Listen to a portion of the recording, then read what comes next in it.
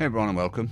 The hunt for Alkaline Abdul continues with the cops completely at a loss. Where he could be after attacking a mother and children and numerous other people with a caustic substance. Cops are saying, got no idea innit, governor? And I do believe that we have rotten politics, and I'm not using that as an exaggeration. Now this Fraggle managed to spray his own eye, so he's a valued member of society and has definitely outsmarted our once brave cops, hasn't he?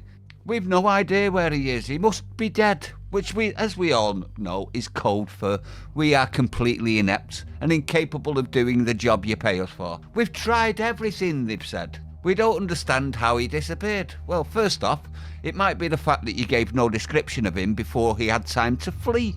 And secondly, maybe you should ask this guy. This is a faith leader, as he's called, explaining exactly what's happened, in my honest opinion. This is Abu Wahid in London. And this is why one of the Salaf, they used to say that the real good friend, you'll know him at the time of hardship.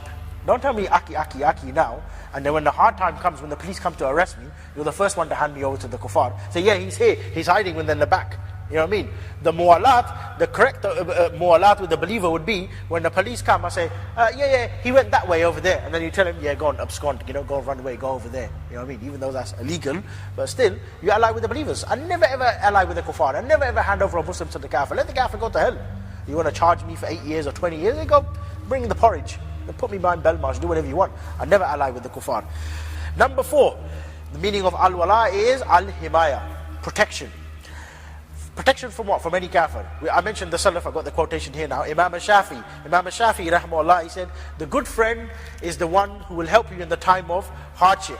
So again, obviously we mentioned this already, but at the time of hardship you'll help him. So when you know your brother is about to be raided, you respond to him. If you know some Muslims his house has been knocked down by those filthy kuffar, by the Metropolitan Police, turn up at his door, do a protest, do some type of demonstration, support him, help him.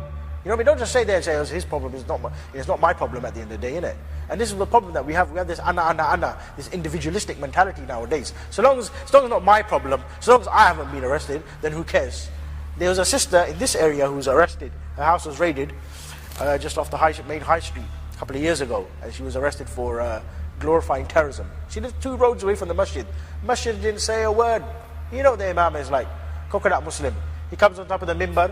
We need to make dua for Auntie Shana. She broke a big toe, she can't cook curry. And Uncle Rafiq, his license is about to be revoked, and he ain't got a driving license, he can't do his cab business. SubhanAllah, you cannot even mention the word Afghanistan. You cannot even mention the Iraq. You can't even talk about that. What kind of imam is this?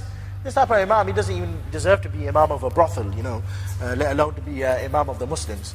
You know what I mean? The dog is better than these type of imams. At least the dog is loyal. The dog, he has loyalty in it. Yeah? Sit down.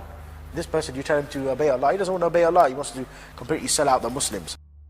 Now, I'm not saying he's there, but when cops are thinking, I wonder where he went, maybe, just maybe, now this is quite a radical idea for today's cops, but just maybe, you should start in a community that is taught from its leaders to hide criminals from you. But they won't, will they? They'll continue to let raging nutbags and evil gits to roam our streets and hurt more innocents. But hey, they won't be called an ist or an ism or a phobe, so all good, right, copper? Absolutely shocking, isn't it? Do your job and find this guy. Now, at time of recording, he's still not been found. And he's got a massive injury on his face. So somebody's helping him, aren't they? Let me know what you think, though. Stay sane.